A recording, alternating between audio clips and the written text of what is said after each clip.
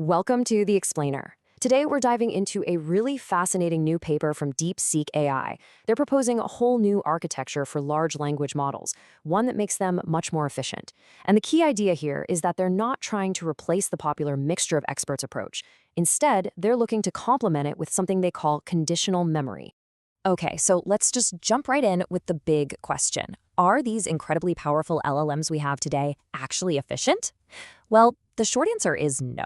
You see, the way they're currently built, especially with mixture of experts, there's this fundamental inefficiency at its core. They're basically using one tool, heavy computation, for every single problem. And as we're about to see, that's not always the smartest way to go.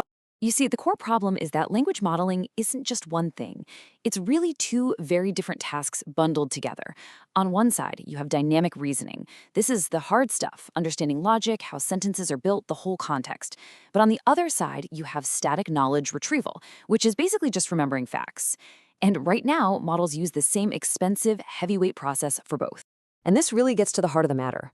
Models are burning a massive amount of computational power, what we call flops, to essentially rederive simple facts over and over again.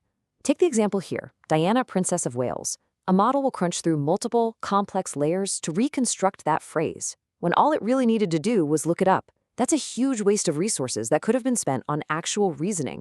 So, how do we fix this? Well, the researchers introduce a new idea that works alongside the methods we already have. They call it a complementary access of sparsity, conditional memory. And what's so elegant about this idea is just how simple it is. Instead of forcing the neural network to compute something it should already know, conditional memory just looks it up. It grabs a pre-calculated representation, an embedding, from a massive library of known patterns. And because it's a direct lookup, what we call a constant time operation, it's incredibly fast. It takes the same amount of time no matter how gigantic that library gets. Now, I really want to stress this. This is not about replacing mixture of experts. It's a partnership.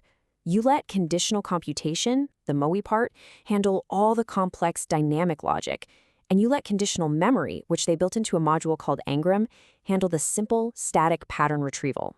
They work together. So, okay, how does this actually work in practice? The paper introduces this module called Engram.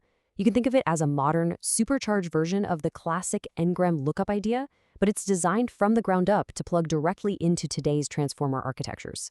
It's really a two-step process. First up, you've got sparse retrieval. The model sees a phrase in the input, hashes it into a unique ID, and uses that ID to pull a memory vector out of its library.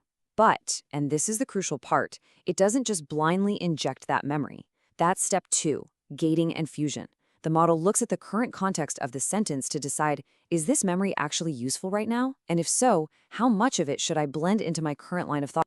And this is where the system design gets really, really smart. You see, unlike a lot of other methods, Engram knows exactly which memories it's going to need just by looking at the input text. This predictability is a massive advantage. It means the system can start fetching that data from cheaper, slower host memory ahead of time, completely hiding the communication delay. And the result is just incredible. They can access a memory table with over 100 billion parameters with less than a 3% hit to inference speed. Okay, so now we have two different kinds of sparsity, conditional compute and conditional memory. This brings up a really important question. If you have a fixed budget for parameters and for flops, how should you split it between the two? How much goes to memory and how much goes to compute? Well, by running a whole series of controlled experiments, the researchers found a very clear pattern, something they call a U-shaped scaling law.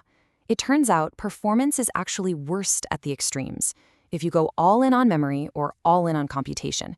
The sweet spot, the optimal performance, is always a hybrid approach, which really proves that these two systems are meant to work together. And they actually nailed down a number for the sweet spot. The best results came when they dedicated about 20 to 25% of their sparse parameter budget to the Engram memory module. And what's amazing is, this ratio held up across different model sizes and compute scales, which suggests it's a pretty robust design principle.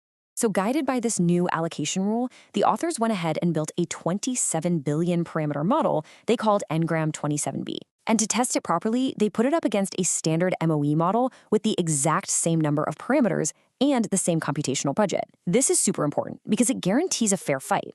Any performance gain has to come from the architecture itself. And the results? Well, they're pretty remarkable. Now, as you'd expect, Engram did better on knowledge-heavy tasks like MMLU. But what was really surprising was that the biggest jumps in performance were in areas like general reasoning, coding, and math, the very domains you'd think rely almost entirely on dynamic computation. And the benefits didn't stop there. Because the memory module was handling all the simple, local patterns, it basically freed up the model's main attention mechanism to focus on the big picture, on global context. And this had a massive impact on long context tasks. On the needle in a haystack test, the Engram model scored an amazing 97.0, just blowing the baseline's 84.2 out of the water. So this all leads to the most fascinating and counterintuitive question in the whole paper. What is the actual mechanism here? Why does a module that's designed to just look up static facts end up providing its biggest performance boost to dynamic, complex reasoning? To get to the bottom of this, the researchers used some really powerful analysis tools to basically peek inside the model's brains.